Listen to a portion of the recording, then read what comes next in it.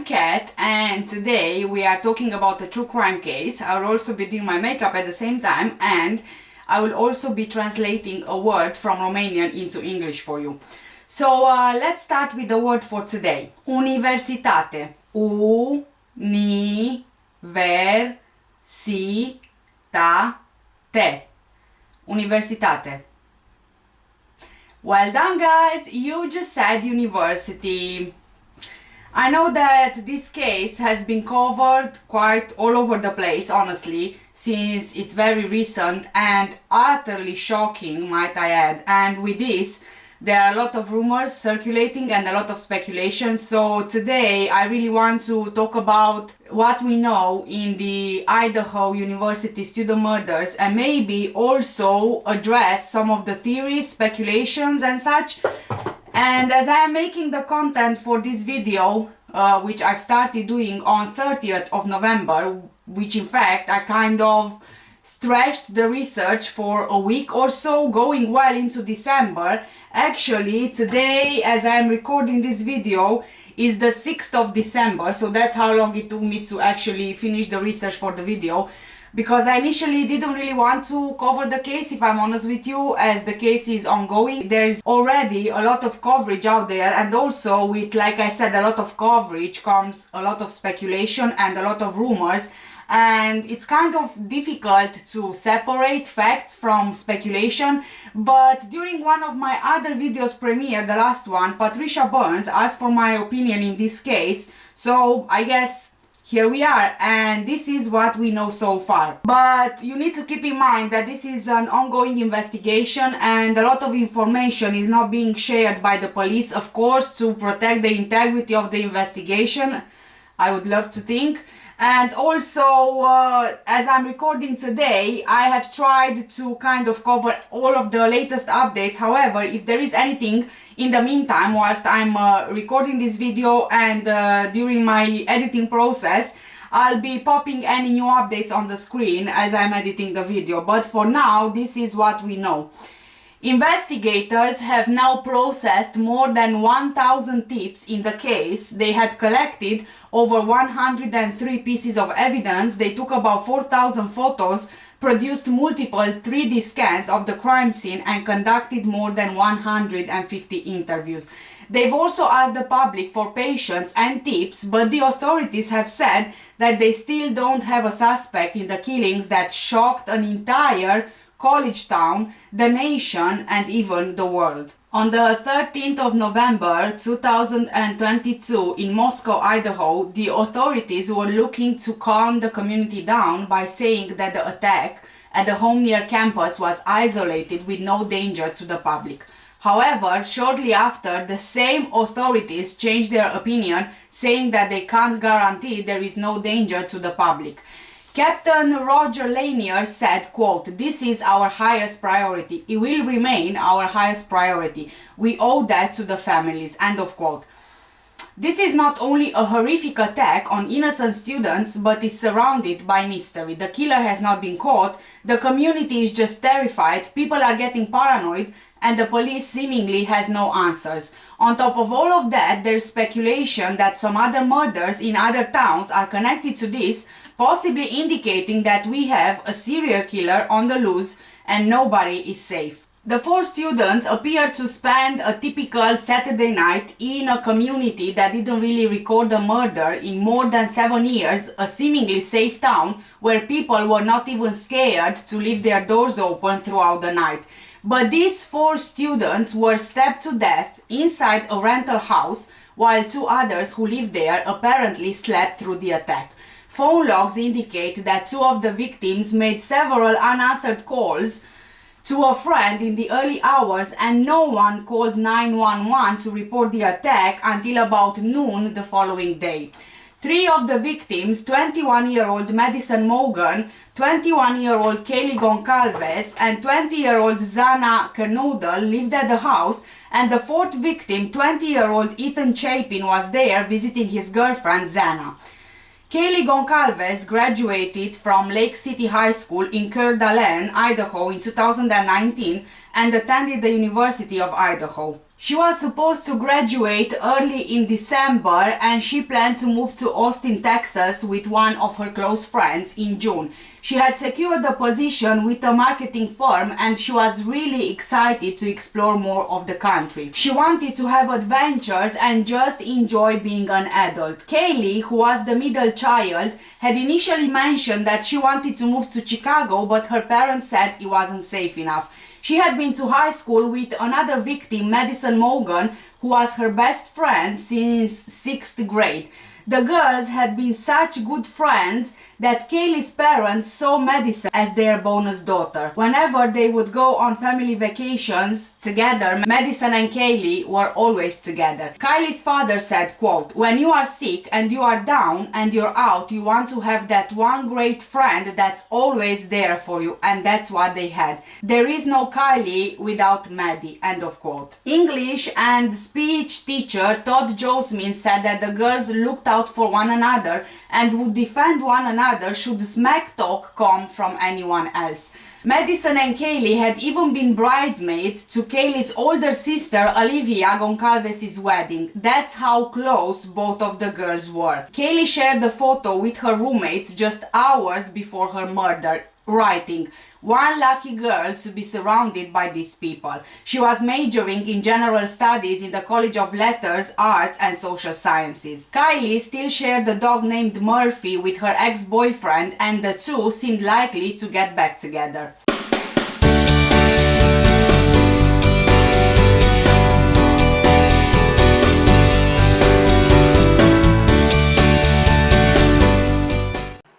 I want to thank you guys all for coming here today.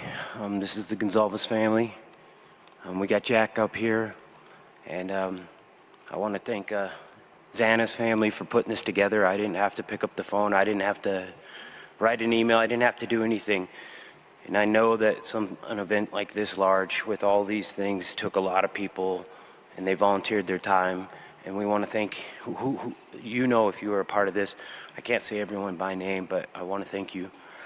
We're going to say a couple stories about our girls and help you guys understand how much we love them and how we miss them, and how we hope this community can get strong and heal, and mainly just understand what we lost and how much the world has lost with these two girls and these other three girls in Zion and Nathan.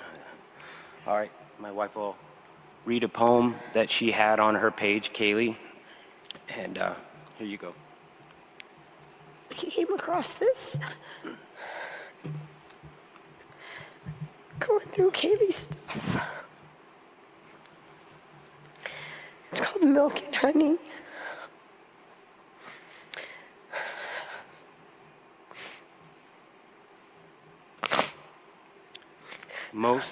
Most important is love, like it's the only thing you know how.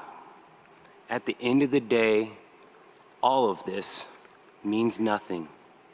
This page, where we're sitting, your degree, your job, the money, nothing even matters except love and human connection. You, who you love, and how deeply you love them, how you touch the people around you, and how much you give them. Reflection was getting me.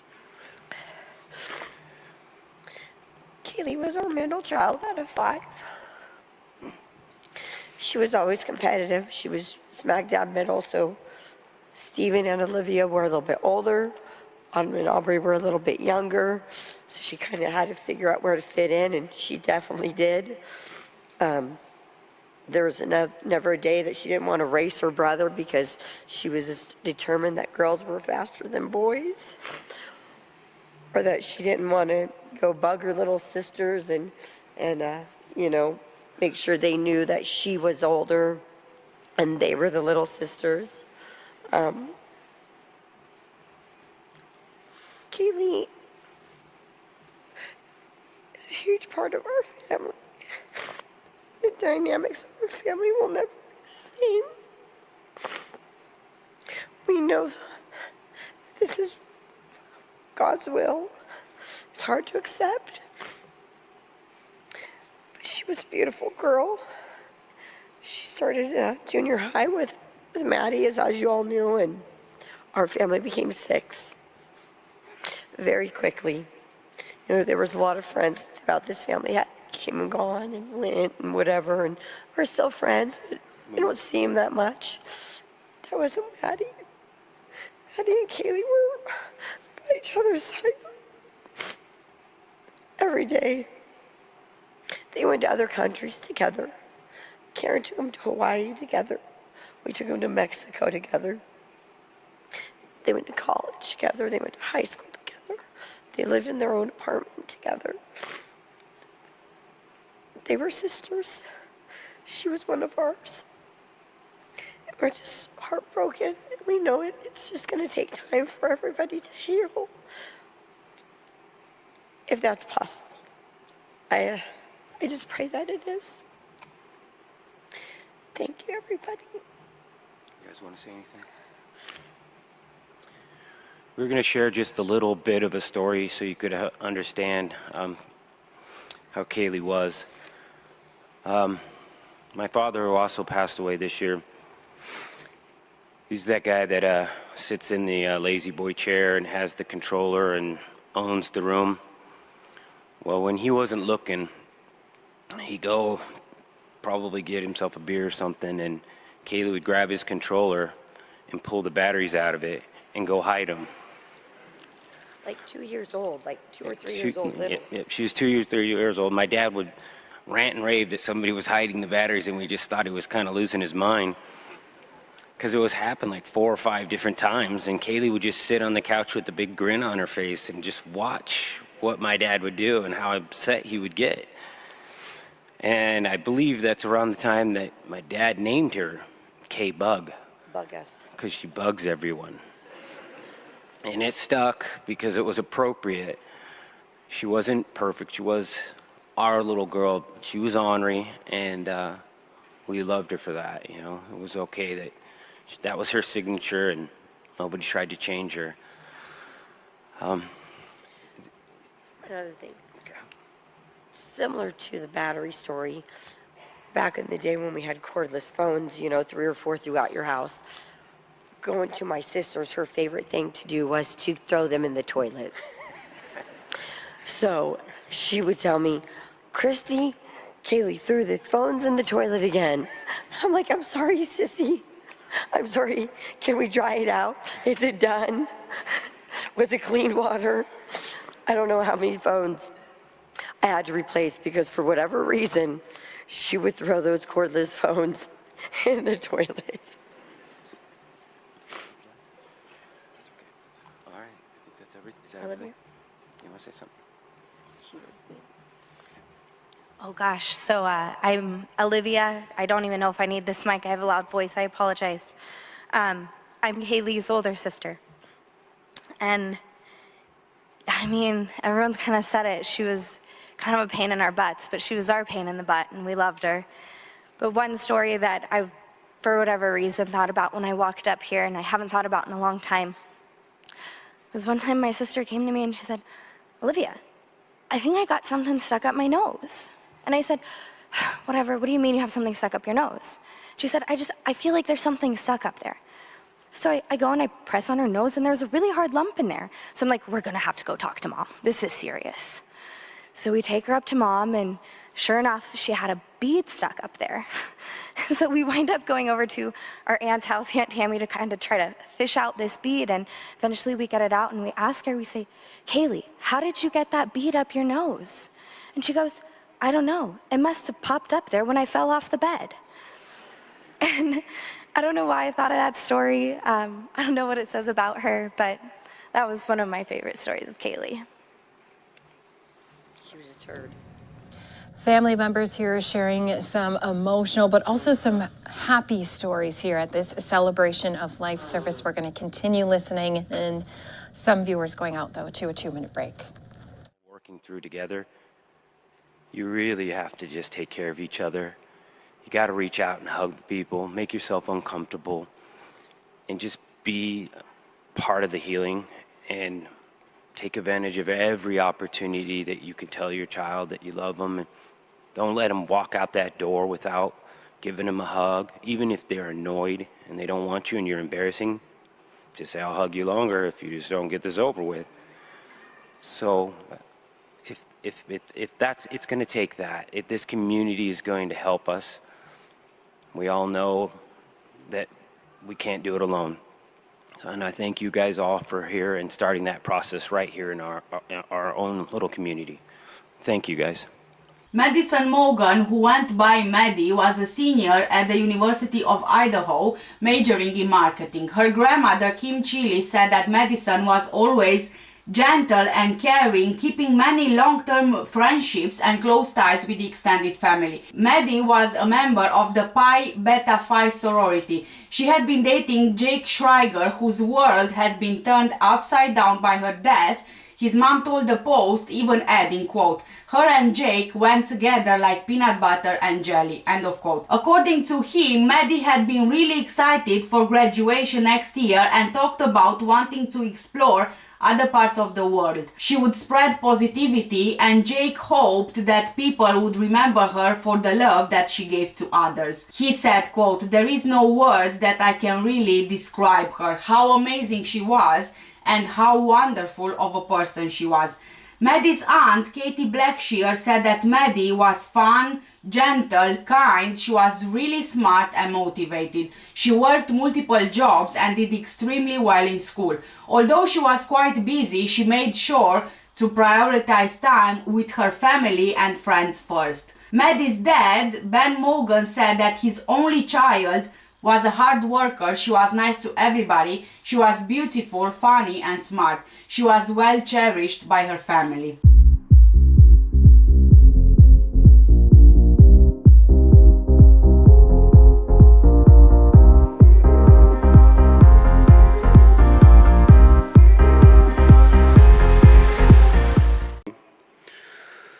I'm Jake. I was Maddie's boyfriend. I'd like to say thank you everyone for being here, and just everybody involved in the investigation, helping, and just everybody showing the unreal support. And yeah, it's we really appreciate it more than we can show right now. So I was Maddie's boyfriend, and she brought me closer to Xana and Kaylee. I knew Xana actually before Maddie, and I met Kaylee through Maddie, and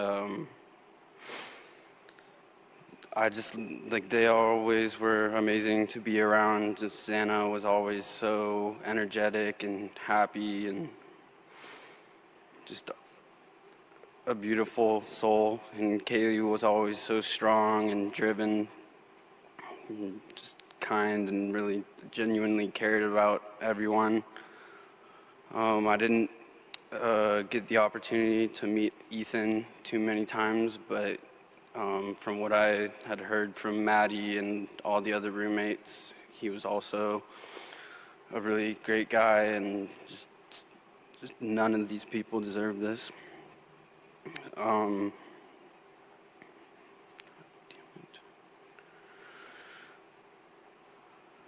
So I met Maddie her freshman year of college. We went to high school together, but I was a couple years older, and didn't really get to meet her until she came to University of Idaho, and she got in to the Pi Phi house, and I had multiple friends in there, and they just really took Maddie under their wing, and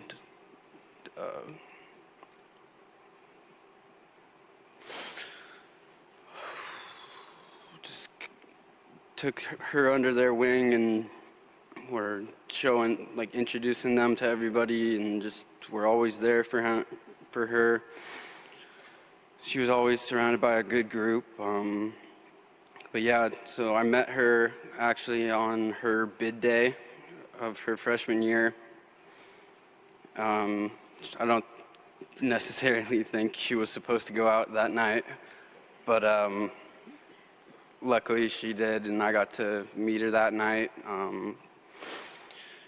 There were times throughout that school year where we got to hang out and just I got to get to know her a little bit, but I didn't really realize that I was in love with Maddie until the summer of 2020. We went to McCall, and I got a boat that summer, and we got to spend a lot of time on the water. We floated the river and just hung out every chance we got.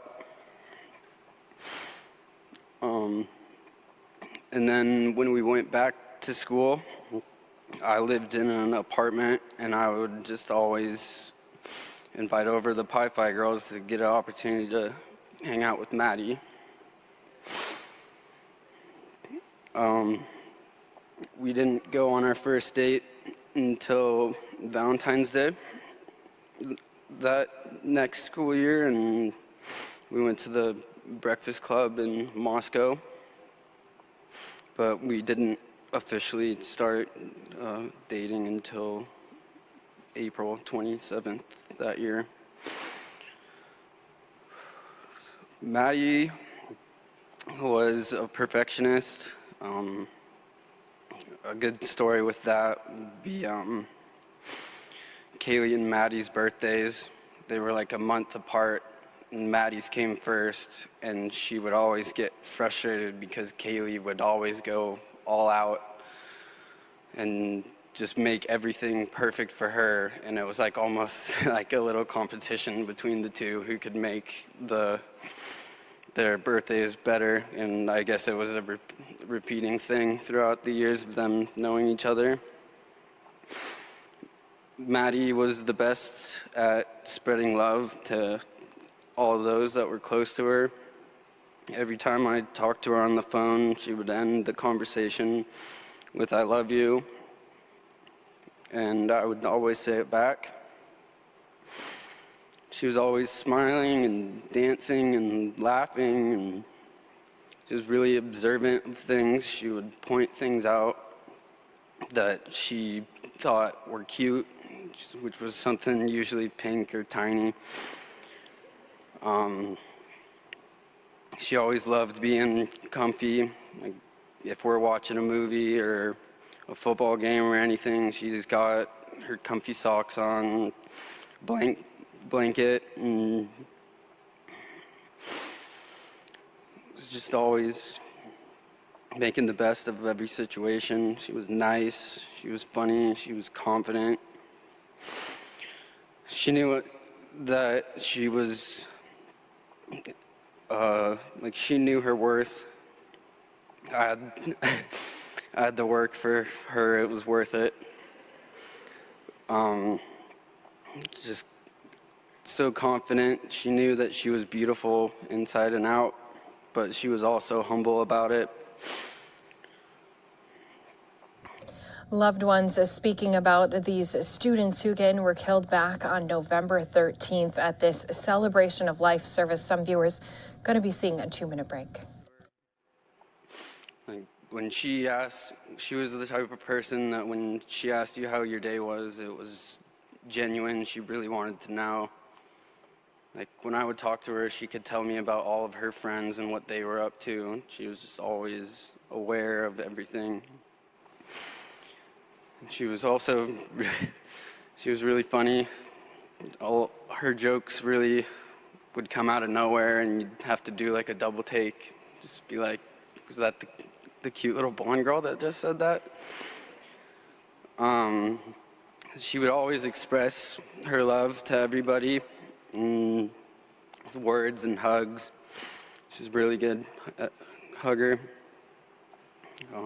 She was always someone for her friends, her family, me, and just really anybody that needed advice or a shoulder to cry on, her a person to hug.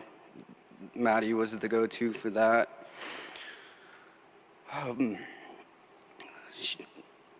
She always loved like the whole process of like in Moscow, just getting ready with all of her friends. She would be helping all of them do the makeup, and I'd just be sitting on the bed observing all these girls doing what they do.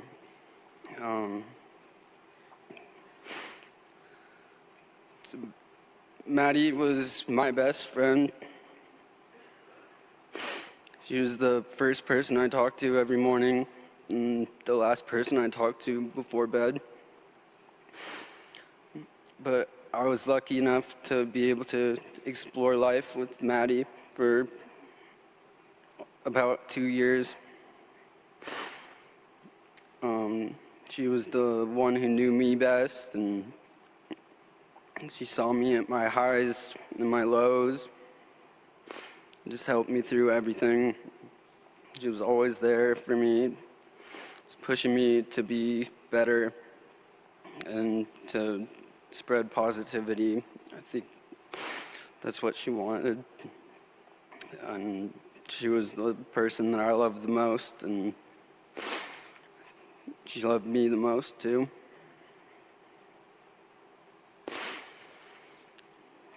And I know she would want us to be strong and be as positive and happy as we can through this time, and just know that we have her watching over all of us. And I know she's in heaven, and I can't wait to see her again and just give her a big hug. That's all I got. I love you, Maddie. Thank everyone for coming tonight. We really appreciate it.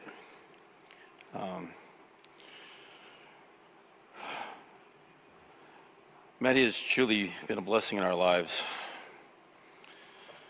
Watching her grow and mature into the amazing woman she become is truly priceless in our hearts. She was the world to us. Maddie was such an easygoing, loving child growing up. She was patient and a relaxed toddler most of the time. And as a teenager, she didn't really give us many worries or trouble. Anyone who knows our family knows that we're Steelers fans. I know. Favorite memory for me was watching the game with her, and every time the Steelers scored, I'd pick her up, and I'd hold her high in the air, and we'd celebrate together. And she'd always just laugh so hard at that. We'd just crack up and have a great time. She loved the water. She always looked forward to going boating and fishing with her papa, her Uncle Dave, and Aunt Nadine. She loved going on the boat with her friends and her boyfriend Jake, and we hardly ever saw her during the summer for the most part. Maddie was always inquisitive, curious, and eager to learn about everyone and everything. She absolutely loved younger children in her life, adored all animals, and never said no to any type of family gathering. Maddie loved to travel, especially with her best friend Kaylee and her family. They were both in love with life and exploring. That's why they hit it off so well when they met. They were inseparable from the 6th grade on. They were truly sisters, and our families grew bigger and better from that. The two of them were a force not to be reckoned with. They stuck together through everything. Maddie had such a bright future, as all these kids did. The world is a darker place without them, but the light of their love and memories will always guide us all. Thank you all for joining us in this celebration of life of these beautiful souls. We love you, Maddie, Kaylee, Sana, and Ethan. Thank you. Xana Kernodle grew up in Idaho, but she spent time in Arizona in recent years, according to her father, Jeffrey Kernodle. She was strong-willed and really enjoyed having an independent life in college. Her dad said that Xana tried to fight her attacker, which was backed up by the coroner, Katie Mabott. Her older sister, Jasmine Kernodle, said that Xana was positive, funny, and well-loved by everyone who met her. Quote, Xana was one of the best people I have ever known. I am lucky to have had her as a sister. She was loved by so many and had the best friends surrounding her. You rarely get to meet someone like Xana. She was so light-hearted and always lifted up a room. She made me such a proud big sister, and I wish I could have had more time with her. She had so much life left to live. My family and I are at a loss of words, confused and anxiously waiting for updates on the investigation. End of quote. Xana was a junior studying marketing and also a member of the Pi Beta Phi sorority. I'm saying this like that because I'm not sure I'm pronouncing it right. Xana had been dating Ethan Chapin since spring, who was also murdered. She was a really responsible young lady and she would always help Ethan in his studies, making sure that she supports him the best she can. Hi, I'm Jazzy, and I'm Xana's sister. First, I want to thank you all for coming. It's really nice to see so many familiar faces and so many people that had so much love for Xana, Ethan, Kaylee, and Madison. Xana was such a light in my life and so many others. She was the person I could relate to the most, and she knew and understood me more than anyone. Losing her is the hardest thing I've ever had to go through, and it has left me heartbroken. Xana was the funniest person I knew and made me laugh every time I spent time with her. I have so many memories and stories I could share about her, but I know remembering the times I had with her brings me so much joy and happiness. Everyone thought we were twins growing up, and I remember in some of our last moments together, we were in her room laughing in the mirror because neither of us thought we looked alike, and her friends just laughed. She was my baby sister, but she was so much wiser and experienced so much more in life than I ever have. She never let an opportunity pass her by and enjoyed all the moments she had. She was always doing something fun, and in any situation, it was always so much more fun with Xana there. I remember I would get so mad because I always thought my friends liked her more than me, but she was a person that everyone enjoyed being around. She was so positive and lighthearted and understood the gift of life more than anyone I know. I remember her getting so mad at me for caring about the little things that didn't matter. She would always tell me she wouldn't know what to do without me, and now I have to live this life without her. I know she would want me to cherish the times I have with the people I love. She would want me to make the most out of every situation. She would want me to have fun, continue my journey in life, and constantly tell people how much I love them and they mean to me. I remember going to hang out with her about a couple months ago. I remember telling her that we should try to do a sister date every week to spend more time with each other before I graduate. I remember her loving the idea, and her friend Ella reached out to me and told me that Xana was so happy that we were going to start doing that. I love her so much, and I wish I would have spent more time with her and had the chance to continue spending time with her. I know she loved living in her house in Moscow with her friends. I would hear so many stories about her and her roommates, and it made me so happy to know she had such great friendships. She really knew everyone and was friends with everyone. She had the best friend group and had friends in so many different sororities, fraternities, and organizations. I was so happy she was dating Ethan, and Ethan was such an amazing person. Xana never had a boyfriend before, and my dad and I wondered if she was ever going to get one. Ethan was that special, though, because I know she was picky with boys. They were always so happy, and the way she would talk and smile about him was something I've never seen her do before. She truly loved him so much, and I know he had so much love for her. They had something so special, and everyone around them knew. It's comforting to know that they're all watching down on us from heaven now. Casey Johnson is a best friend of ours, and her mother, Susie Graham, was like a mom to us. Susie had a long fight with breast cancer and unfortunately passed away last year. Casey texted me a couple weeks ago saying, I know Xana isn't alone up there in heaven. I feel my mom in the sunshine, and yesterday the sun went through my window and fell right on her urn. I think that's her way of telling me that she's got Xana and that she's made it up there to heaven. That gave me a little bit of peace, and I wanted to share that with you. This text made me so happy and helped comfort me a lot. I know they are all in the best place together, and one day we will all be reconnected. I am so thankful for faith, friendships, and family through this and everything else. Xana, you will not be forgotten. You have impacted so many lives and have given people so much love. I hope I can make you proud and try to leave an impact on this world and on people like you did. I love you so much, Xana, and I hope you're feeling the most happy, content, and loved in heaven right now.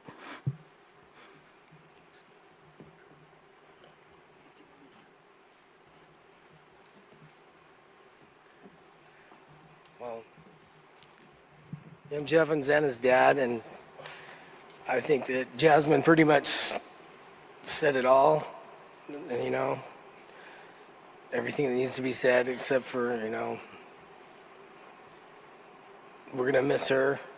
We're going to miss her more than anybody knows, and I know a lot of you people, the ones that know her, are going to be right there with us. It's going to be a tough road.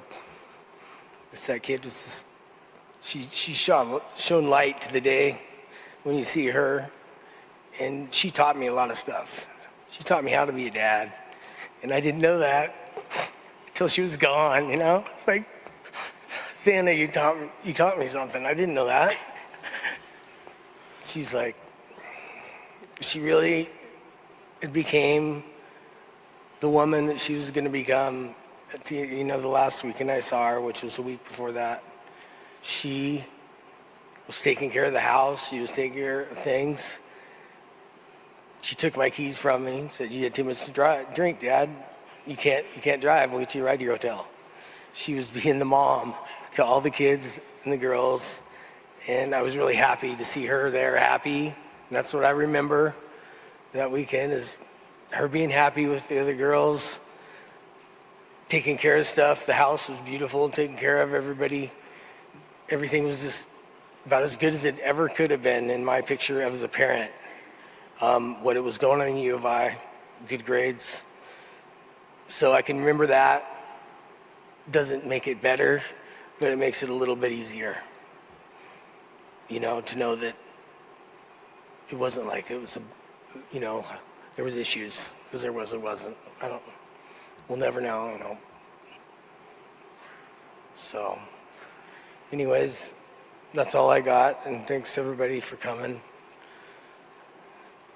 And we're good. Thanks everyone for coming. My name is Kim, and I am Xana's aunt. And I'm going to give you my testimony today. At first, when we heard of the news,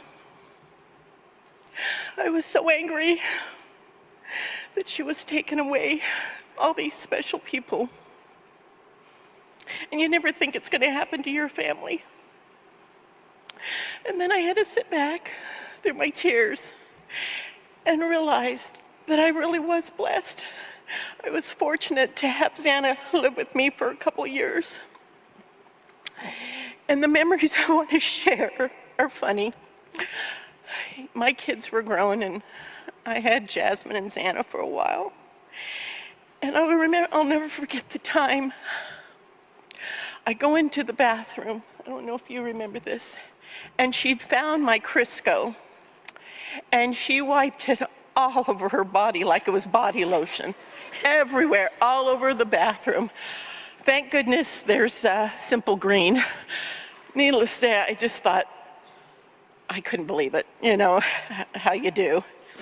And another fond memory I have is we'd go to bed at night, and I lived in a house that the floor would squeak. And Jasmine would go, "Aunt Kim, Xana won't go to bed. And she's keeping me up." So I'd get out of bed, and our floor would creak, and you could hear her little feet run to bed. And after a while, it became a game. I never even went to check on her. All I had to do was get up, and she'd hear the floor creak. And then she became a teenager, and I saw less of her.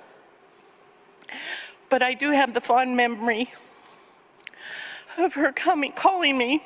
She still called me then and said, "Aunt Kim, it's the prom or a dance. Can we go get our nails done?" So I have those beautiful memories to share of going with her to get our nails done. And then she went off to college. And I don't know, I heard less and less. Once in a while she'd text me back, but not too often. And I know she was busy with her life. I mean, you know, we were all that age once. And then I heard that she found Ethan and fell in love. And at that point, I thought to myself that I'm so glad she found love, because we all really don't know what love is until we love. And as short as her life was, I'm glad she got to have that experience. And through all this, like, I had a whole bunch of stuff in my mind, but through all this, I hope we can all look through that dark tunnel and see the light and follow that light. And I pray that we have justice someday. I say these things in Jesus' name. Amen. Ethan Chapin was one of 3 triplets. He was born right before his sister and brother. He had spent much of November the 12th, the day before the killings, with both of his siblings, who are also University of Idaho students. In the evening, according to their mom, they attended a dance together held by his sister's sorority. Stacy Chapin, his mom, said, quote, "My kids are very thankful that it was time well spent with him. He was literally the life of the party. He made everybody laugh. He was just the kindest person," end of quote. Ethan was a kind, loyal, loving son, brother, cousin, and friend. He played basketball in high school. He was really athletic and he loved the outdoors. He always had a big smile ever since he was a baby.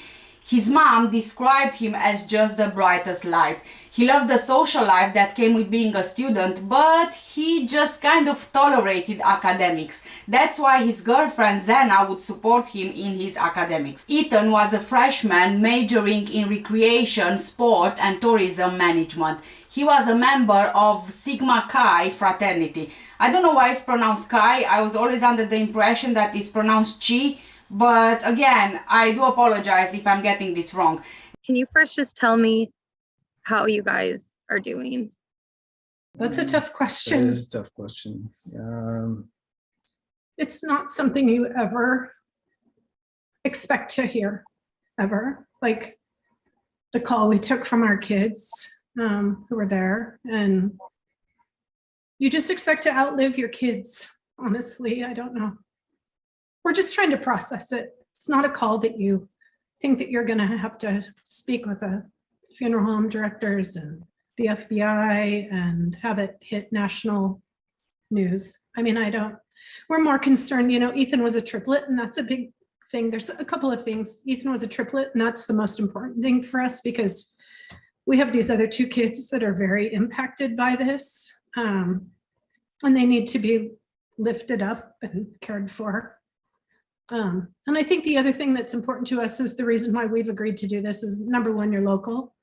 And number 2, it's important for us to get Ethan's story out. We don't really want anybody else representing him. And it's hard to have people speaking on his behalf. So we think it's best for us to do this. Yeah. Elementary, yeah. High school, everything, college, they all went to the same university. Yeah, I mean, everything. We travel, we play, we hike, everything we do is all of us together. I mean, we're a pretty tight family. Did you say that they were the ones that called you about this happening? Yeah. Yes. And then are you guys all back together now? We are. And can you just tell me a little bit about Ethan? I think I was told he was very athletic. I think he played, was it basketball and tennis or basketball? Just tell me a little about his interests. What did Ethan like to do? Anything. You name it, he played it, literally. Yeah. I think we just watched a thing from the university, spike ball champion, volleyball champion. I mean, right? I mean, he just literally would play and do anything. He played club soccer for years. Played, we traveled, all of our kids are athletic, and we traveled every weekend, and he was involved in anything. He just literally, he was, I don't know. He just loved to play everything. He did. All He the loved sports. sports. I mean, our love language with him was sports. Like, I literally watched, I follow like NFL football so that I can literally have a conversation with Ethan, because I could, send him a text message, and, that was I don't know, just everything. I don't know, that and country music. I mean, Yeah. He's funny. He literally, we were trying to have a conversation really quickly about our favorite memory. We can't come up with one. I mean, he literally lit up every room, everybody. He was friend to all.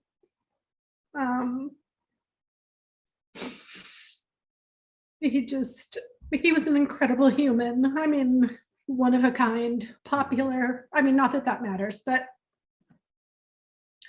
I don't know. I think we believe that if you literally asked anybody in his life, anybody, they would tell you the same exact thing. I mean, I just got an email from his counselor at college, and he just said, I loved that kid the minute I met him. He literally walked in my office last week, and it was just simply to say hi. He had a huge smile. The whole, the feeling inside of the office changed just because he walked in. Mm-hmm.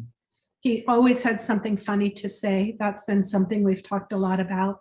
I mean, he was definitely the comedian of the three kids. Mm-hmm. He kept us all, I mean, we have the funniest videos of him.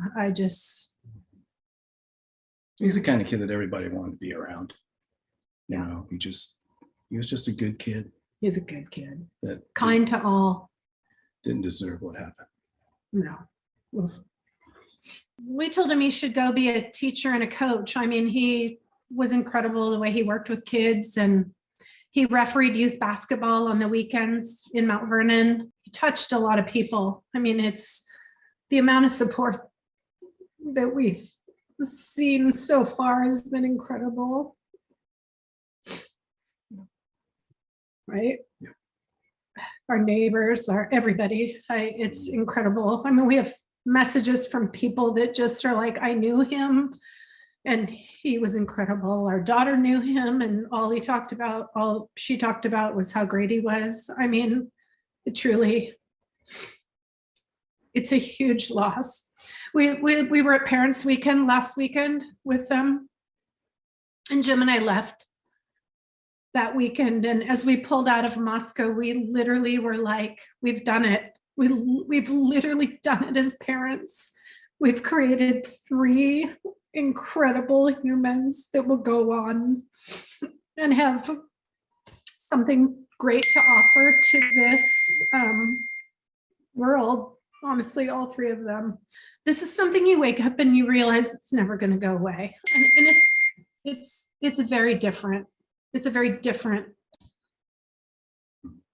2 a.m. is a dark hour, I can tell you that. He was their number one, and that's going to be a hard loss for both of our kids, both Maisie and Hunter. I mean, he was kind of each of their number one. So it's going to be hard just for the 3 of them without him now that they're 2. We've gone from 3 to 2, and it's going to be hard for the 2 kids to figure out how to live life when you've spent 20 years as 3, and now they have to figure out how to be 2 and carry, I don't know. It's terrible. Yeah. It's important for us. I mean, the reason we've agreed to do this is there's some misinformation out there, and that's been hard for us. And that's why we, as a family, talked about it and agreed to do this, because the things that are being said are 100% not true. There's not drugs involved. There's not some weird love triangle. Ethan was stayed the night at his girlfriend's house, who was one of 5 girls who lived in the home. And it's just important that people let the criminal part of it try to work itself out, and that. Now, even though the timeline seems a little confusing at times, with the police saying one thing and family members of the victims saying something else, let's just go through the timeline as it's been released to the public. In the hours before the killings, many students were out on a typical Saturday night after a University of Idaho football game. From around 8 p.m. to 9 p.m., Ethan Chapin and Xana Kenoodle went to a party at the Sigma Chi fraternity. This party was held at the fraternity house, which was around 5 minutes walk from the house where Xana lived, along with her other housemates. They then returned to Xana's rental home at around 1:45 a.m. At around 11 p.m., Madison and Kaylee went to the Corner Club bar together, staying there until 1:30 a.m. 10 minutes later, they stopped at a late night food truck, the Grub Truck, where a Twitch livestream video from the food truck captured them arriving to order food. They were having conversations with other people whilst waiting. They were seen chatting and smiling, and once their food was ready, they headed home.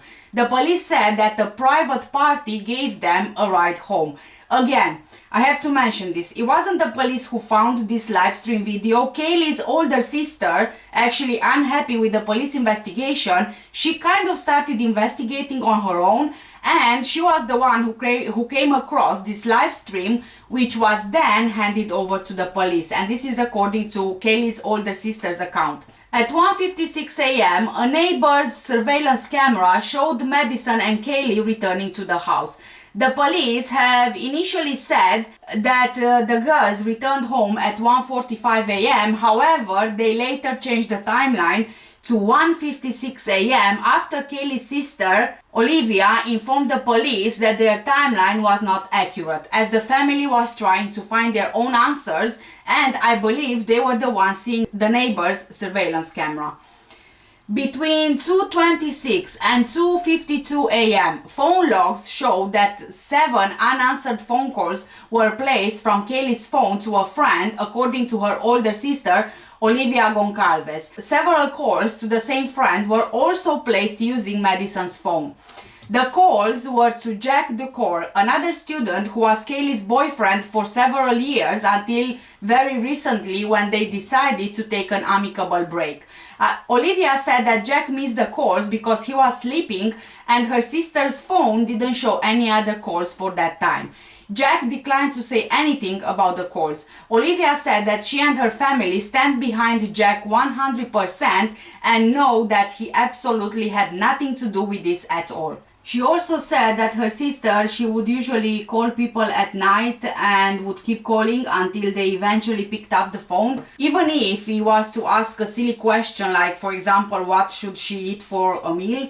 Investigators have said that the 4 victims were killed early on Sunday, November 13, between 3 and 4 a.m., but they didn't exactly mention the exact time. All 4 were probably asleep at the time they were attacked and may have been in their bed. According to Katie Mabott, the Latah County coroner, all 4 victims appear to have been stabbed multiple times with a large knife, and some of the victims probably tried to fight back. None of the victims showed any signs of sexual assault. The attack left a gruesome, bloody scene. The police said that while the 4 friends were being killed, 2 other female housemates were in the house, but they were not attacked. Investigators suggested that the surviving roommates, they slept throughout this entire attack. Because there is a lot of speculation, as you might be aware, around the house that the students were living in as well, and questions are being asked as to how come the surviving roommates didn't hear anything. I just want to take a moment and let's talk a bit about this house. The house at 112 King Road in Moscow, Idaho has 6 bedrooms, with 2 bedrooms on each floor. The victims were found on the 2nd and the 3rd floor. However, police refused to say whether there was any evidence of the attacker visiting the 1st floor. Now, This house is not your typical house, right? It has a very unique layout, which potentially can explain why the surviving housemates didn't hear the attack, and could also potentially indicate why they were not killed as well. The house is close to the University of Idaho campus. When it was last up for rent, it was described as, quote, one of the top campus housing options available. Sought after location within close walking, biking, driving distance to campus and Greek Row. The agent also added, ideal setup for roommates with 2 beds, 1 bath on each level. Sorry, no pets allowed. End of quote. Kaylee Goncalves and Madison Morgan were found on the top floor of the house, stabbed to death, and according to the latest information, they have been together, sleeping in the same bed, and I think it goes without saying at this point that they were best friends in life as they were in death. Ethan Chapin and Zena Kernudel were found in the front second floor bedroom. The surviving roommates, sophomores Dylan Mortensen and Bethany Funky, who were home at the time of the killings, slept on the first floor. This floor sits below grade and opens onto a gravel parking lot in the front of the building. So now, if you look at the house, it has a really interesting layout. At the front of the house, you have the main entrance, the front door with what I understand to be a keypad. As you enter the house from the front, on the same level, on the left and right, you have the 2 bedrooms where the surviving housemates were staying. This would be the ground floor or the first floor as it's referred to in the US. If you look at the back of the house, there are a pair of sliding doors which lead straight into the kitchen. These don't have any kind of keypad as far as I'm aware. This level is actually the second floor and is the same level where Zena had her bedroom. Her bedroom was technically on top of one of the surviving roommates' bedroom. On top of Zena's bedroom there is nothing. It's just the roof. The front part of the house is the original house, whereas the back of the house is the extension. So the surviving roommates and Zena would have been living in the original part of the house. A lot of people have been asking how come the surviving roommates didn't hear anything of the attack. And I will touch on that a bit later on in the video. Now, let's just carry on with the layout. If you look from the back of the house, it looks like the kitchen is the ground level, right? However, if you look at the front of the house, you can see that the ground floor or the first floor is the entrance from the front, the one with the keypad. But if you are not familiar with the layout of the house from the inside, and let's say you go to the front, you see the keypad on the front door, you don't know the code to it, you want to get into the house, so you go to the back and you find the sliding door with access to the kitchen, which is unsecured. You go through the sliding door and you would have no idea that you are on the second floor rather than the first floor where the surviving roommates live.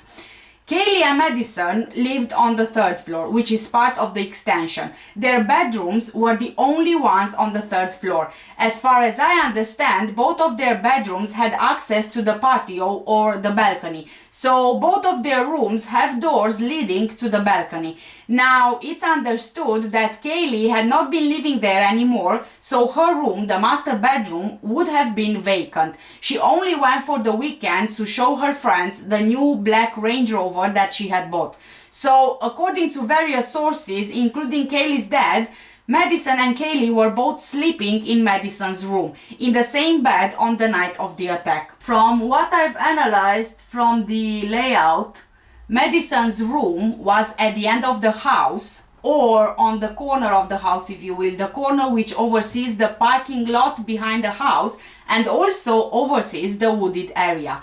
Kylie's bedroom would have been right above the kitchen and the balcony above the pillars of the sliding doors with access to the kitchen, and her sliding door would have overlooked the neighbors opposite their back garden. For more in-depth explanation of this layout, I highly suggest you check out Johnny Law's YouTube channel, and I'll leave the link for the video in the description below. Again, I'm saying I highly suggest you watch that video. He's actually a 25-year retired sheriff's sergeant.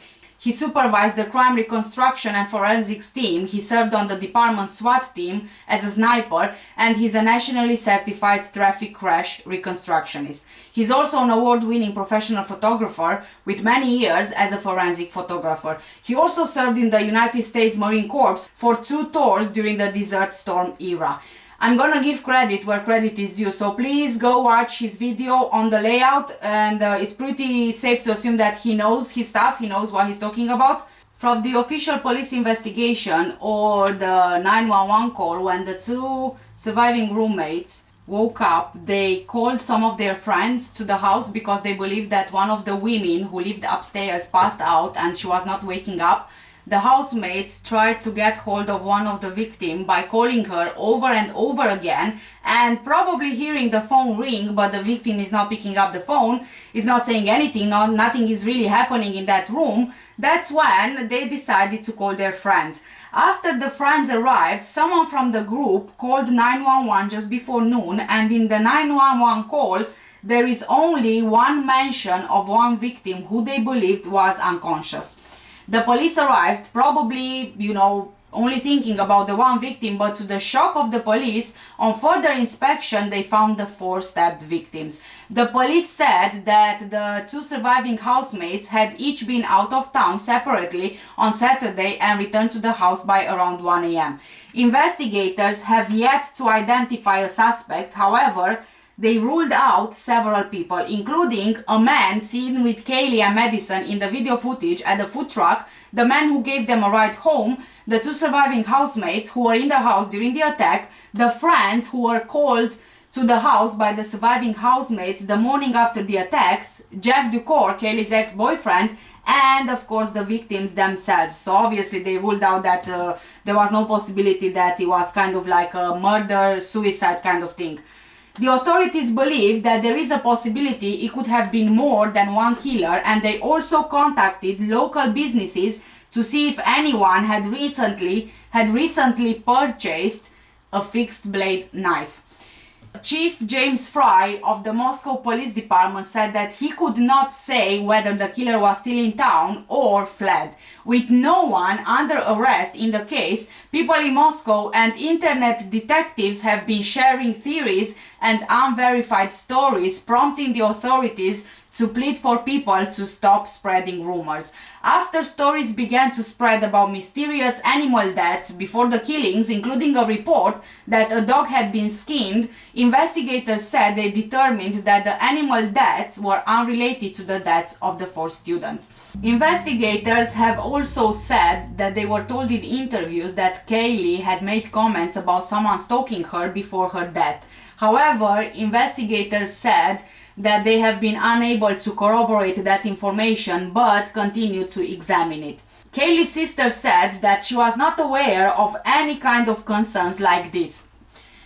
Kaylee would FaceTime Olivia almost every single day, and they would be chatting for hours on end, and Kaylee never mentioned anything about a stalker. Kaylee was really conscious of danger, and she was also vigilant, and her sister believes that if Kaylee would have noticed something, she would have told her family, as she is not the type of person to not share something with her family for concerns that, they might be worried about her safety. The Moscow Police Department also received numerous inquiries about a 1999 double stabbing in Pullman, Washington, and a 2021 double stabbing in Salem, Oregon. Officials said they didn't have any evidence to indicate that the cases were related. The stabbing in Pullman didn't end up with anyone being murdered. The victims were taken to hospital, and actually the husband of one of the victims was charged for this attack. Travis and Jamie Lynn Jutton were stabbed multiple times when an assailant broke into their house near the intersection of Howell Prairie Road and Hazel Green Road in East Salem at around 3 a.m. on the 13th of August 2021. Travis was pronounced dead at the scene, and Jamie Lynn was stabbed multiple times, but luckily she survived. That case is still unsolved, Marion County Sheriff's Office spokesperson Don Paris said he also declined to say if there were any suspects that have been identified. Kaylee, Madison, Ethan and Xana were stabbed to death at around 3 a.m. on November 13, 2022. And even though there are similarities, attacked at night, suspect not caught for the murder in 2021, the attacks happening on the 30th of each respective month, and also at the same time, police have said that they ruled out any connection between those stabbings and the Moscow stabbings. In the first few days after the killings, the Moscow Police Department really played down residents' fears about a killer on the loose. They said on the day of the attack that the department didn't believe there was an ongoing risk to the community. 2 days later, they said that there was no imminent threat to the community at large. However, 3 days after the killings, on the 16th of November, during a press conference, Chief James Fry pulled back, saying that they can't guarantee there is no threat to the community. This was one of several contradictory comments from city and county officials. Art Betji, the mayor of Moscow, told the New York Times 1 day after the killings that the case was considered to be a crime of passion. But he later changed his mind and said that he couldn't say for sure. One consistent message from the police has been that the attack appeared to have been targeted and not random. Moscow is a community of around 25,000 people on the Washington state border, and the university has 11,000 students. The city didn't record a murder, like I said previously, in more than 7 years. Students have said in interviews that they usually felt safe walking around town late at night or even leaving bikes unlocked around campus. But after the killings, many of the students left campus early for Thanksgiving break, worried about a killer on the loose. Some students who stayed started taking more precautions and walking around in groups. A coffee shop even told patrons it was closing early so that employees could get home before dark to ensure their safety. C. Scott Green, the president of the University of Idaho, said that the campus was continuing its heightened security and students will be allowed to attend classes in person or remotely for the rest of the semester. The police department said in a statement on Thursday, the 1st of December, that a 6th person is listed on the list for the 3-story home, but the investigators don't actually believe that this individual was present during the attack. The identity of that person is not publicly released and is not clear when they lived at the property. Nearly 3 weeks into the investigation, detectives are wrapping up their work at the crime scene, even though the killer is still at large. Some of the first results from the forensic testing have started coming back from the crime lab, although officials have not revealed whether or not any DNA was found at the scene from individuals other than the victims and their roommates. Moscow police said that specific results will be kept under wraps in order to protect the investigation's integrity. And basically this is more or less the information that we have from officials. There are a couple of things that I really want to talk about and of course address some of the rumors and speculation and such. A lot of people are saying that Dylan Mortensen and Bethany Funky, the surviving roommates, are somehow involved, because how is it possible that they didn't hear the attacks as they happened, and how come they only called 911 at noon the following day? First of all, the police ruled them out as suspects. Yes, they were in the home when the students were murdered, but me personally, just as the police is saying, I don't believe that they were involved in any kind of way, but I'll say more about this in a minute. Both Dylan and Bethany are cooperating fully with the police investigation, as authorities believe they are the key to solving this. Both of the girls have a social media presence, TikTok accounts, Facebook accounts, Instagram accounts, where they've been pretty active. However, since this happened, their accounts are private and a lot of photos on some of the accounts are seemingly old photos. This tells me that either they did that because of the public's perception of them since the murders happened and they can't really deal with all the negative comments they kept receiving, or because they are helping the investigation. This could have been, requested by the police either for investigation purposes or perhaps for their own safety. So now we get to the question, why didn't the girls hear what happened? A former tenant of the home where the students lived, 43-year-old Ryan Augusta, has given some insight into why the two surviving roommates might not have heard the attacks. Speaking to Fox News Digital, he said that when he lived there, it wasn't unusual for him not to hear noises from the upper levels when he was downstairs. Even if there was a party going on, he wouldn't be able to hear this party downstairs. This house is actually known as the party house. People were in and out all of the time for this kind of parties.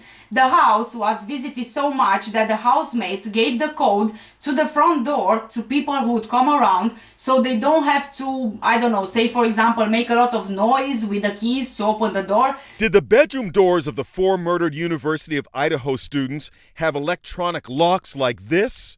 A former tenant posted this photo and says all 6 bedrooms had combination locks. It's believed the students had a lock on their door similar to this. This is a keypad lock, and I'm at AAA Architectural Hardware in Manhattan with Richard Brown, who is the owner. Are these things reliable? They're very reliable when they're installed properly and when they're used properly. You press the code that was pre-programmed in, push down on the lever handle, open the door, and then close the door behind you. And it should be locked. This was a party house. Many may have known the combinations. Meet you at the house, let yourself in. The kids do that all the time. Hey, Moscow police, come back here. Meanwhile, Inside Edition has obtained this body cam video taken on the night of the murders, a short distance from the house. It's one thing to drink in an apartment where no one can see you. It's another thing for us to drive by and see you guys absolutely stumbling down the roadway. 3 freshmen were cited for underage drinking. Note the time, 3:15 a.m. Police say the murders could have been taking place at that very moment. The 3 were cited near the Sigma Chi fraternity where Ethan Chapin and Zaina Kernodle attended a party. Look how close it is to the murder house. And look at this. A poignant moment today as police carry boxes of the victims' belongings from inside the house to a U-Haul truck to return them to their grieving families. The front door is on the same level as Bethany's and Dylan's bedrooms. These 2 girls are known to be quiet, even though this was a party house. It is very much possible that this is the reason why they chose these bedrooms. Also, it would then make sense that the rest of the housemates would give the code to the front door so they don't make too much noise when in and out of the house, right? Then, we also have to think about their sleeping routines. Did they sleep with a TV on? Did they sleep listening to music? Did they sleep with headphones in or noise muffling earplugs? We simply just don't know the answer to these questions. A lot of us have different sleep routines. Just think about it. At one point, for example, me, I couldn't fall asleep if my TV was not on. My sister had to fall asleep listening to music. So, you know, there are a lot of possibilities here. Also, did the girls drink that night? If so, they could have fallen into such a deep sleep that they wouldn't hear anything. When I was around that age, my sleep was so deep that you could literally hammer a nail in the wall above my head and I wouldn't wake up. Another very important factor is the layout of the house. This is extremely important because it goes to show that there are areas in the house which muffle the sound or the sound travels differently. The 2 surviving roommates, they were sleeping on the 1st floor, which was part of the original house, of the old house. Kaylee and Madison were on the 3rd floor on the opposite end of the house. The 3rd floor is in the new extension, which is an attachment to the original house, which means that the part the 2 surviving roommates slept in has an exterior wall where the extension is added. Now, an exterior wall, as you might know, is a lot more thicker than an internal wall. You have different insulation, different materials being used to build. Obviously that, you know, the exterior wall really needs to be stronger, right? So again, that's an extra noise muffling. Apart from that, there was an extra floor on top of the surviving roommates before reaching to the 3rd floor. Xana's bedroom was right on top of one of the surviving roommates' bedroom, and if the surviving roommate had some kind of a sleep routine using music or, you know, whatever else, then she wouldn't hear. Equally, if she was a deep sleeper, she wouldn't hear. Then we also have to consider that Xana was with Ethan and they were a couple. Saturday night they were spending the night together. Maybe even if there was any kind of sound being heard, the downstairs roommate would probably think that they are doing, you know, couple business, right? We also need to remember that the attacker or attackers used a fixed blade knife. These knives are most commonly used by hunters and outdoorsmen around the world. They value fixed blades because of their strength and durability, which makes them reliable and dependable. One of the benefits of using a fixed blade is the strength, because these knives have a blade that runs through the handle without springs or folding mechanisms. They are able to be much stronger when necessary. The knife is also always out and ready to use, which makes them ideal for combat as well. So, with this being said, the victims were stabbed repeatedly and the crime scene was just gruesome and with blood everywhere. Not only that, but each stab would have been fatal on its own, which would mean that it's possible that the first stab wound was fatal, but the attacker or attackers, they kept going, which means there was no time for any kind of commotion or any kind of noise to be heard. The victims were taken by surprise. If someone is getting stabbed with such force that it's fatal, they won't really have time to scream. And also, just ask yourself, does everyone really scream? I mean, I don't think it's like the movies where people are getting killed and they scream at the top of their lungs whilst being killed. There's the element of surprise, the shock in the moment, the survival instinct of fighting off the attacker, suggested by defensive wounds, and so on. Then, the position of the rooms in the house, the sound traveling in the house, the layout of the house, and so on and so forth. And the knife used, if we are to think that this is a hunter's knife, a blade, for the purpose of killing the animal, you stab with the knife, the cut will be deep and it really rips everything because of the type of the knife used. And if you are a hunter, then you know where to strike to hit vital organs, because you don't want to fight with an animal. When you hunt the animal, you really want to overpower the animal, right? As horrible as I know it sounds. Now, moving on to the 911 call. The police is saying that the call was made around noon the following day, with an unconscious person being reported, with paramedics going there to the house thinking that they are dealing with an unconscious person, right? Another question which arises is, why did it take so long for the surviving roommates to call 911? And if the crime scene was so bloody, they really didn't see anything? It must be suspicious, right? Honestly, at first glance, I thought the same, okay? I believe the same. It's impossible for them not to hear anything, and it's odd that they called 911 so late. But then, when I started analyzing the layout of the house, the time when it happened, and the other factors which I told you about, through my research and also through my own views and opinions, I don't believe at all that these girls, the surviving roommates, had anything to do with the attack. First of all, it was a Saturday night. The surviving roommates have been out and they only returned to the house at 1 in the morning. They went to sleep. I mean, if you think about it, they are in their 20s. They will wake up late, 11, 12, 1 or 2 o'clock in the afternoon. Whatever, you know, the time might be. I mean, just again, I'm saying, just ask yourself, after a weekend night out, do you really, you know, wake up at 7 a.m.? Some people do, yes, I agree, but others not so much. So it's not that suspicious that, you know, they would wake up late and such, discover the scene and then call 911 so late. These girls, Bethany and Dylan, have been vilified online, okay? So, of course, that they have friends defending them. What I'm going to tell you next is allegedly a first-hand account of the 911 call. And again, I'm going to give credit where credit is due. YouTuber Harsh Reality was sent this information by a person who was at the scene at the time of the 911 call.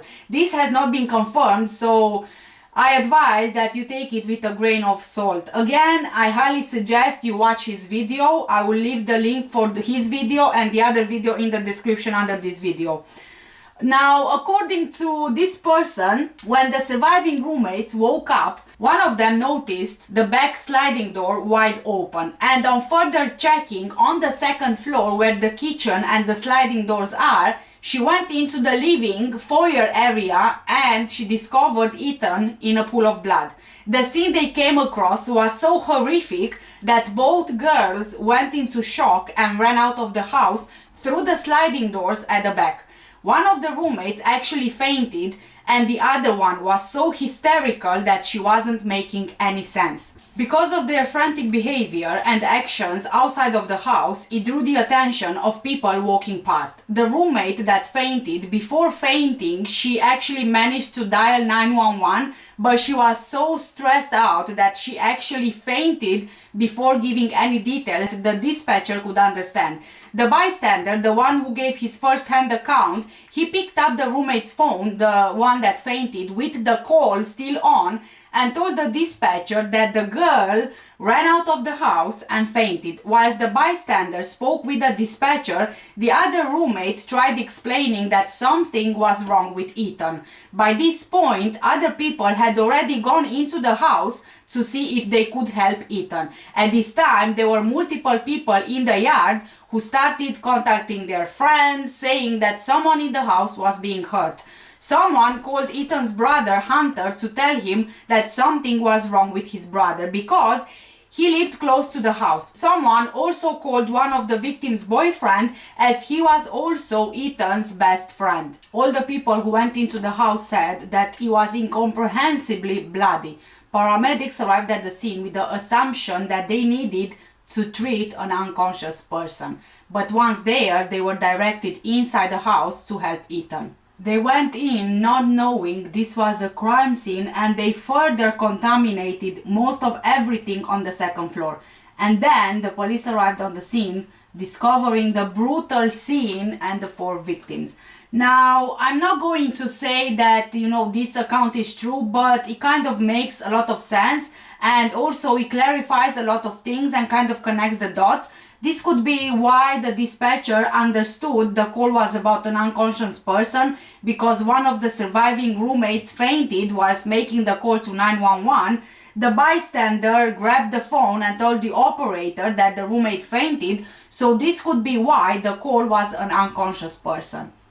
Also, Ethan's family found out from Ethan's brother that he sadly passed away, and he wasn't from the police. So again, what the bystander is saying, that someone called Ethan's brother Hunter, makes sense, right? It also makes sense that upon discovering Ethan, the roommates were in shock and ran out. However, according to the bystander, it wasn't them who called the friends over, it was other people, and they tried calling 911. The 911 call came from one of the surviving roommates, according to police, but they are not releasing the identity of who made the report. So again, what the bystander is saying makes sense. The 911 call was placed at 11:58 a.m., which ties in my opinion, with the fact that they are young, they came home late, their sleep routine, they went to bed late. They would, of course, like I explained to you, wake up late, right? According to this first-hand account of the 911 call, many more things make more sense now, even with the layout of the house and also the sound muffling. And with this, I'm going to get to my next point. Which door was used to gain access? There was no sign of forced entry. Yes, a lot of people know the code to the main door, but my opinion is that the killer or killers used the back sliding door to gain access. I think that it would have been too obvious to use the front door, considering that it was much better lit than the back, and there were apartments right across the road. It was a Saturday night, so there could have also been foot traffic to the front, whereas the back is kind of isolated, and there is not so much visibility at the back. And I think that the killer did this on purpose, choosing the back sliding door, and also for easier access, and just to make sure that there won't be any cameras probably catching him. So if we are to consider the bystander's account of the call and also the circumstances, here is how I think this happened. But of course, keep in mind, this is just my opinion, and and the views that I formed after doing all of my research and studying the layout and all these things that I mentioned to you in the video. The attacker or attackers accessed the house through the sliding door. This is on the second floor, leading straight into the kitchen. The attacker makes his way through the kitchen to get to the staircase, which leads right onto the third floor. Xana and Ethan are in Xana's bedroom, probably asleep. Ethan, I think that he hears something like a commotion or some kind of sound. He gets out of the bedroom to investigate this, possibly thinking of, you know, checking everything out to protect Xana, and possibly the other girls in the house as well, considering that he was the only male in the house. And somewhere between the living area and the foyer, he comes face to face with the attacker. They would cross paths because Ethan would be traveling towards the staircase, and at the same time the attacker would be going towards the same staircase. Ethan is taken by surprise, as is possibly the attacker, and the attacker kills Ethan. Seeing that there is a person on that level, he then checks the bedroom where Xana is, who maybe by this point started waking up, and he stabs her as well. This would explain the defensive wounds. The suspected blood on the outside of the house, the very famous photo which has been shared from the beginning of this investigation, this suspected blood is right on the wall of Xana's bedroom. This was a brutal attack, so if that indeed will be confirmed to be blood, you can just imagine how that room looked like and the brutality of the attack if blood was seeping on the exterior. And also, from having seen media photos from the day when the investigators were checking out the house for evidence, whilst the investigators were inside the house, I found the photo and it seems to be a door from the kitchen leading to somewhere else in the house. And on this door there is something that I've noticed which kind of looks like blood, suspected blood. Anyway, it looks like a kind of a red substance which is like going down the door. So again, this kind of emphasizes the brutality of the attack. These kids, honestly, they had absolutely no chance. So Xana, she lays dead in her bed. Ethan lays dead in the living area on the same floor in a pool of blood. This would explain how he was found by one of the surviving roommates on the second floor, but Xana was not discovered. This would also explain how the roommate didn't hear noise from the room above her, Xana's room. If Ethan was killed in the living area, the position, as you look from the front of the house, would be the middle section of the second floor, which is above the main entrance. So it wouldn't have been exactly above either of the surviving roommate's room. Xana was found in her bed, but if she just woke up before being killed, maybe she didn't even have time to process what was happening before she was killed. Again, I'm referencing the brutality of the attack. It was more than brutal. I don't think that the killer wanted to kill Xana and Ethan. I think it just happened that Ethan was there, and after he was killed, the attacker checked the room to get rid of any potential witnesses. Then the killer moves upstairs on the third floor, which only has the master bedroom, Kaylee's room, and the other bedroom, Maddie's room. But Kaylee was found with Maddie sleeping in the same bed in Maddie's room. The killer goes into the bedroom, finds both girls, and then sadly, as we now know, kills them. It's possible he first went into Kaylee's bedroom, she wasn't there, and so he carried on to the other bedroom. It would have been impossible for the surviving roommates to hear anything at all. This was the new extension, the far end of the house, with another floor in between. Another question that is being asked: why were the two surviving roommates not attacked themselves? If the killer used the sliding door on the second floor to gain entry, he would have gone for the stairs. Possibly those were the first ones that he sees. Now, the reason why I keep saying and I put an emphasis on the back sliding door is because I truly think that that was the access point that the killer used, because there is no security, and also because it's more remote than the front entrance as well. And also because from another media photo that I have seen, it seems that there is evidence tape on that sliding door. So I think that a lot of people are drawing the conclusion that the reason for the tape on the door is because that's the main entry point. But also, to me, it kind of makes much more sense than using the front door. So, from my own opinion, after he kills all 4 of the victims, he gets back down from the 3rd floor, and in the rush and the adrenaline, looking at what he's done, what just happened, he just wants to flee. He just wants to get out of the house, just to get away, even if he sees the stairs going down to the 1st floor. He won't go now because all he wants to do is at this point to just leave the house so he's not caught. Because the surviving roommates were not killed, this tells me that he didn't access the house through the front door. Otherwise, in my opinion, he would have killed the surviving roommates, which suggests to me that he was not aware there were other people in the house. If he went through the 2nd floor, through the sliding doors, it's possible he didn't even have any idea that the house goes down a level. Maybe he believed that's the main floor and the stairs lead up to the 3rd floor, or maybe he even thought that the stairs down to the 1st floor lead to a basement and not any bedrooms. Then it's possible that this attacker or attackers was watching.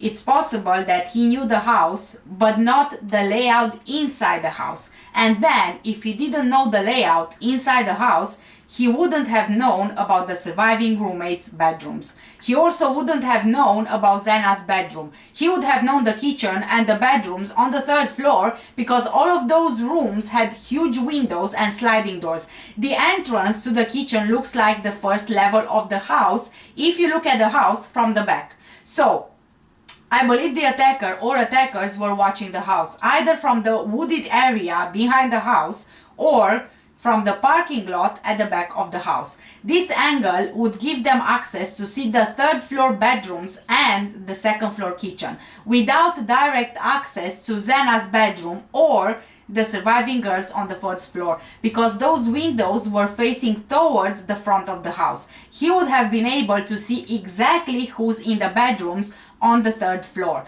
which leads me to believe that this was a targeted attack. But I'm saying a targeted attack, but I don't believe that this attack was targeted towards a victim, rather towards the house and whoever was in the house. And if we are to believe the bystander's account and Ethan being killed somewhere in the living area, then it kind of makes sense that the attacker was trying to head to the stairs to gain access to the 3rd floor, where he would have been able to see who was in the bedrooms on the 3rd floor, because the sliding doors were facing the back of the house. If he was watching from the wooded area, then he would have seen the girls getting into the bedrooms. He decided to strike, in my opinion, when he saw lights off. The calls that Kaylee and Madison made to Kaylee's ex could have been one of them seeing someone lurking in the shadows and maybe called him thinking that, you know, someone is kind of pulling a prank on them, and maybe her ex-boyfriend knew more, considering that the calls were made very close to the estimated time of death of the victims. It was just like, what, 20 minutes in between? So the estimated time of death between 3 and 4 a.m. and the calls were made at 2:40, I believe, between 2:20 and 2:40. So it's a very, very tiny window. And I really think that one of the girls heard something, saw someone lurking around, something caught their attention to want to call Kaylee's ex-boyfriend, maybe to, you know, ask him if he knows anything about any prank. Sadly, Ethan and Zena, I think, were just in the way, and I think they were also unexpected for the attacker or attackers. In my opinion, it's very likely that the attacker is a hunter or possibly even someone with military experience. Equally, if he is a hunter or with military experience, he would have enough strength, knowledge, and training to do this on his own without a second attacker. If he has military experience, then he knows how to handle a knife in combat, he would know the maximum damage needed, he would know vital organs, he would have patience to watch and plan the attack, he would have the reflexes needed in various situations, and most importantly, he wouldn't feel guilty. Equally, a hunter would be more or less the same, but I think that a hunter would be messy, whereas a person with military experience wouldn't be. Whoever this was, they knew what they were doing and they knew when to strike and inflict the maximum damage. It's possible they are still in the community watching and keeping close to any details of the investigation. I also think that he was attending funerals and vigils just to see the community and the reaction, and I also think, as the police does as well, that he is proud of his knife. I personally don't think that he actually disposed of this knife, and I also think that it's very much possible when he planned this attack, it's very much possible that he did as much as he could possibly do to avoid leaving any kind of DNA or evidence that he was there, which would lead to identifying him. It's even possible, if you think about the attacks and if you think about the brutality of the attacks, and if we are to think that the wall on the outside of the house has actual blood stains on, then we need to consider the fact that this was an extremely brutal attack. So if there is blood or suspected blood seeping out through the wall of the house, that means that that room was soaked in blood. It means that the blood was just spurting out everywhere, which means that the killer or the killers had a lot of blood on them. They were probably soaking with blood. So I'm thinking that because he was so messy and he was such a bloody scene, he must have worn some protective clothing somehow. Maybe like, you know, even like painters wear like painters overalls to kind of protect your clothing from getting stained.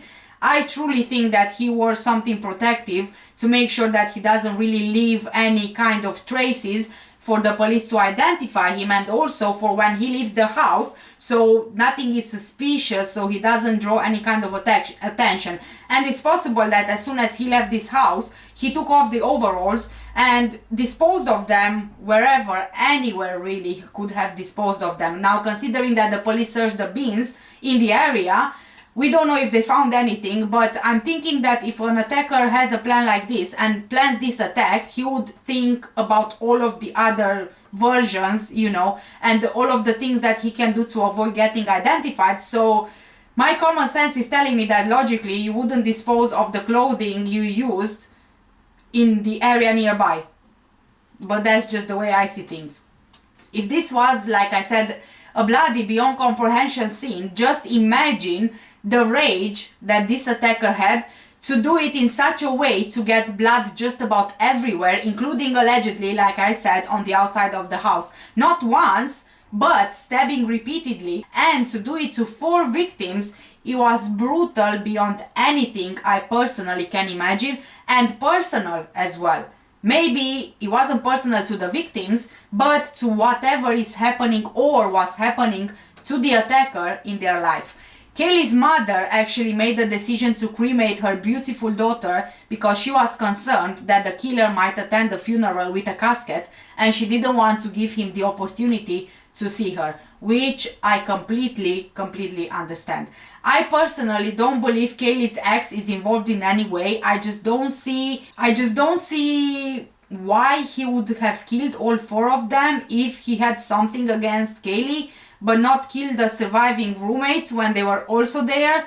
Also, they still shared the dog Murphy. I personally think that if he was the kind of person to, you know, hold a grudge or do it in revenge, they would have had some kind of arguments around Murphy, as in who gets to keep the dog. He would have probably wanted to keep the dog for himself without sharing it with Kaylee. They were also allegedly working on getting back together. I don't know. I just don't feel that he had anything to do with this. As it stands right now, community members have uploaded over 260 digital media submissions to the FBI link. To date, 113 pieces of physical evidence have been collected and sent to the Idaho State Police Crime Lab for processing and analysis. Governor Brad Little directed up to $1 million in state emergency funds for the ongoing investigation. The University of Idaho hosted a candlelight vigil on Wednesday, November 30th, to honor the memory of Ethan, Xana, Madison, and Kaylee. The University of Idaho established a Vandal Family Support resource page for their students. Detectives are looking for contact to the events and people involved in these murders. Information can be submitted via the tip line at 208-883-7180. I'll say that again, 208-883-7180, or via email at tipline@ci.moscow.id.us, or you can also submit digital media at fbi.gov/Moscow, Idaho. At this time, no suspect has been identified, and only vetted information that doesn't damage the investigation will be released to the public. Detectives are seeking all outside surveillance video taken from 3 a.m. to 6 a.m. on Sunday, November 13th, from businesses and residences in the area. Detectives are also seeking additional tips and surveillance video of any unusual behavior on the night of November the 12th into the early hours of November 13th, while Kaylee and Madison were in downtown Moscow, and while Ethan and Xana were at the Sigma Chi house. As we know, there is a big gap in Ethan and Xana's timeline of events. We don't know what they've done from 9 in the evening until they went home. So there is a huge gap. We don't know a lot of things. Investigators have looked extensively into information received about Kaylee having a stalker. They pursued hundreds of pieces of information related to this topic, but have not verified or identified a stalker. Anyone with information about a potential stalker or unusual instances is asked to contact the tip line. But in the latest update, I just read on my phone before starting recording this video, it seems that we have some new information about this stalker situation. So let me just go quickly on Google and find that article. Right. So this is the latest information on the 5th of December, updated at 6:51 p.m., which is my time, so a few hours ago. It's today the 5th. Can't even remember the dates. Okay. So they say here, police outlined the situation in October when a man appeared to be following Kaylee Goncalves, one of the victims, outside the local business, according to a news release from the department. Police said this was an isolated incident, and the man and an associate were trying to meet women at the business, which police said was corroborated through additional investigation. It was not an ongoing pattern of stalking. There is currently no evidence tying the two men to the killings, the release said. But investigators continue looking into information about Kaylee having a stalker. Information about a potential stalker or unusual occurrences should go through the tip line, according to the release. And let's see if there is any other update apart from this one, the latest update. Like I said, sorry, I got some information wrong, and I'm going to clarify in a second here. So another update posted 2 hours ago says here that the police are looking for more information on the movements of Xana and Ethan, who were at the Sigma Chi fraternity house in the hours before they were killed, along with 2 other Idaho students. Police said that the couple was believed to be at Ethan's frat house from 9 p.m. to 1:45 a.m. Their timeline seems to be one of the larger areas that we don't have a lot of information in. The Idaho State Police spokesman Aaron Snell told ABC News. So being able to locate what they did that night and maybe who they contacted, maybe any routes that they took home, that would be important for the investigation. Police are also looking for any details that could be relevant in the case overall, saying in a statement Monday, quote, "We believe someone has information that will add context to the picture investigators are creating of what occurred. Your information, whether you believe it is significant or not, might be one of the puzzle pieces that help solve these murders." So this is basically all of the updates that we have, and like the police said, any kind of information, as insignificant as you think it might be, it's worth forwarding that to the police and keeping the police informed, because you never know that this can be the piece of the puzzle which helps to solve these murders.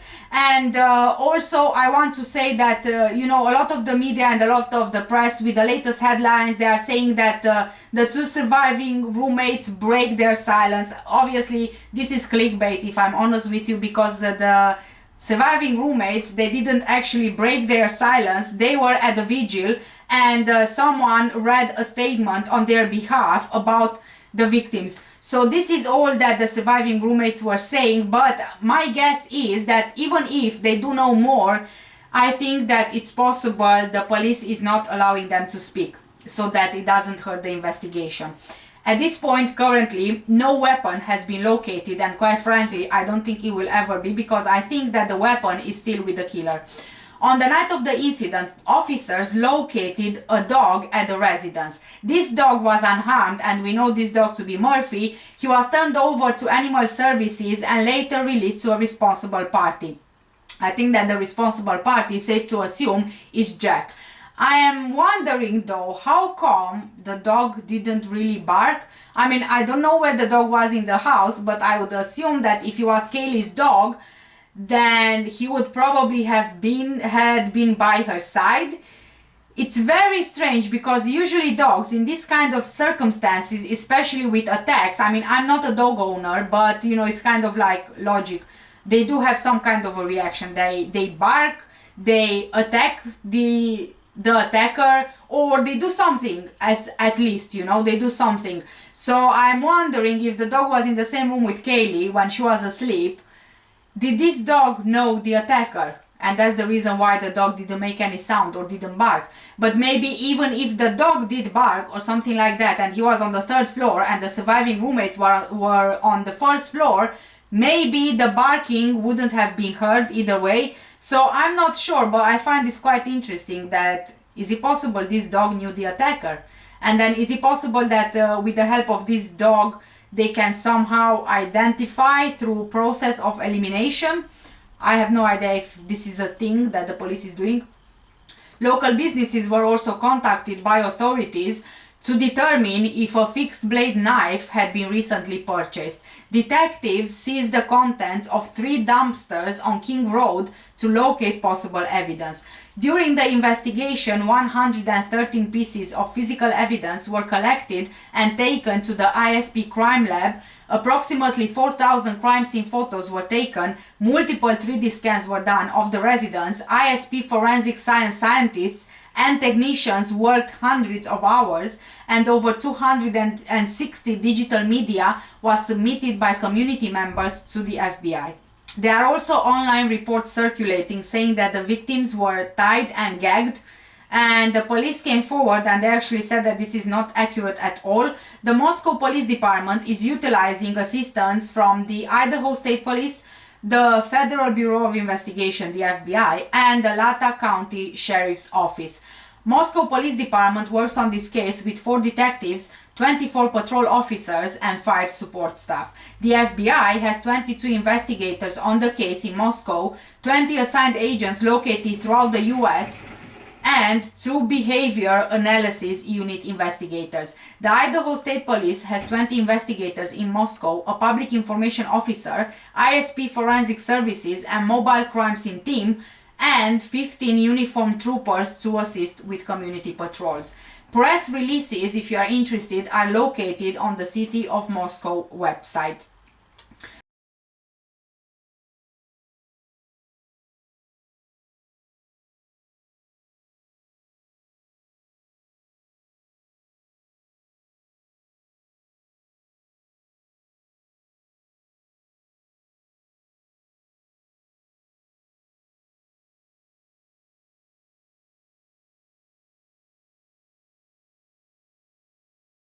And before I end today's video, I just want to say that I think, from what I've read, there is at least 1 or 2 criminal profilers who had been working on a profile for this attacker or attackers. And as far as I know, I'm gonna leave more info on the screen because I didn't really have time to look more deeply into this, but as far as I know from what I've read and remember is that they think that this attacker or attackers had been targeting either the house or the victims. They are not entirely sure, and Either they are not entirely sure, they are not releasing exactly the information. And also they think that he has been watching for at least 48 hours before the attack. And the police also thinks that he's keeping that knife, being so proud of the knife. And I think that they were also saying that it's a first-time attacker. But I'm not sure. Like I said, I'm going to leave before the end of this video all the updated details of this profile, of this attacker's profile, and also if there is anything else that comes up in the meantime whilst I'm editing the video.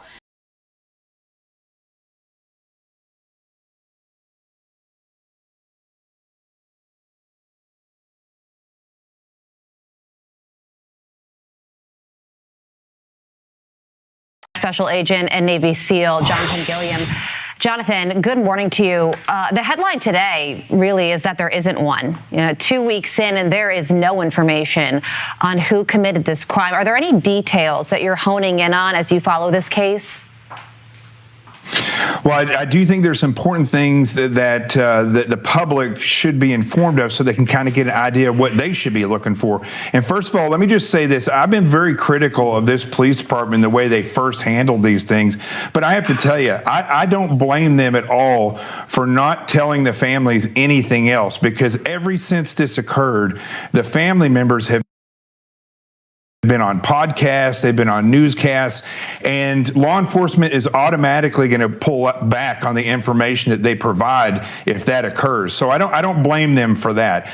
But what I do think that they should be doing, and they're probably not going to because they don't want to, they think that they're going to inflame the situation of people being nervous if they do this. But people have to understand about what occurred on that night and the type of person that would do this. Now, I've heard some analysts saying things that are just soundbite related. One analyst on another network said that it was probably a female or a same-sex argument or something that inflamed it, as though he was wanting to make it an exclusive or all-inclusive type of thing. I don't think that's the case. I'm pretty sure that this was a young male, somebody who could get into the house and get out in that neighborhood without being seen. I don't think it was two people, because the more people you have going into that house, the more likely that it is that they were going to be seen. So I think it's one male, young enough to have been in that neighborhood.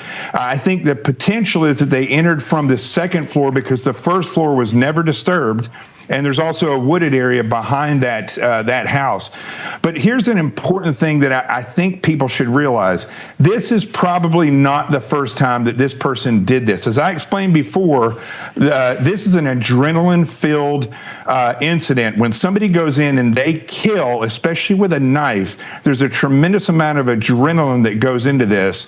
And to do that 4 times in one event shows that this person is most likely not done this before.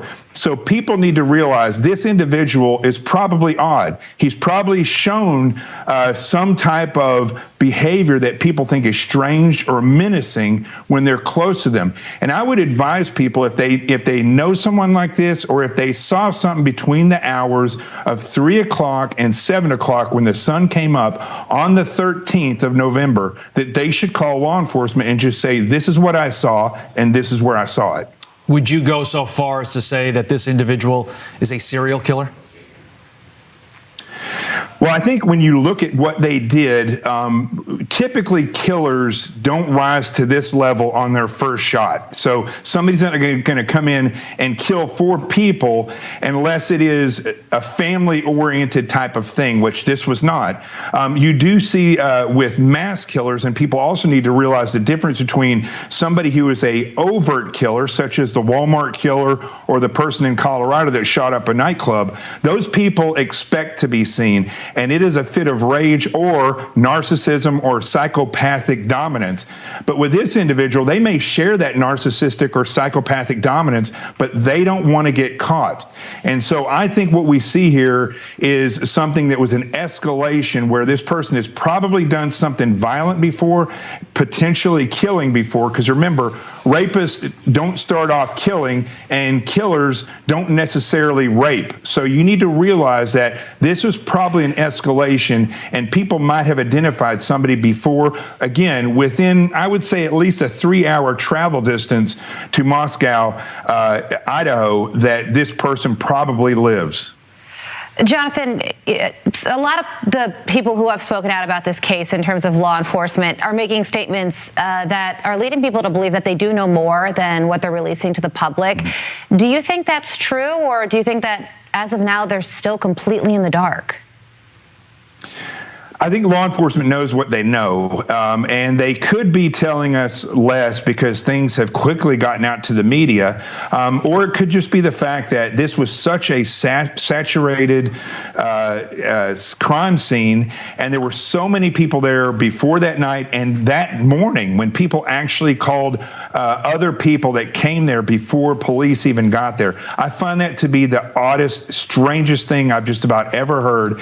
So I think this situation, this crime scene, is going to take time to filter out, because you got to remember, there's DNA everywhere, there's things, blood that was everywhere, so things are going to be tainted, and it takes a long time. I'd rather see the police take their time and diligently work their way through this than to succumb to peer pressure and tell people they just can't get to it, there's nothing to be worried about, or make something up. I'd rather see this diligent investigative process. Absolutely. If you had a child at the University of Idaho, would that child be back at class today following Thanksgiving break? I'd be very careful with that until they find out any more information, release any information. But I'll tell you one thing people can do. I think people should go and it's a $35 purchase at Amazon. It's a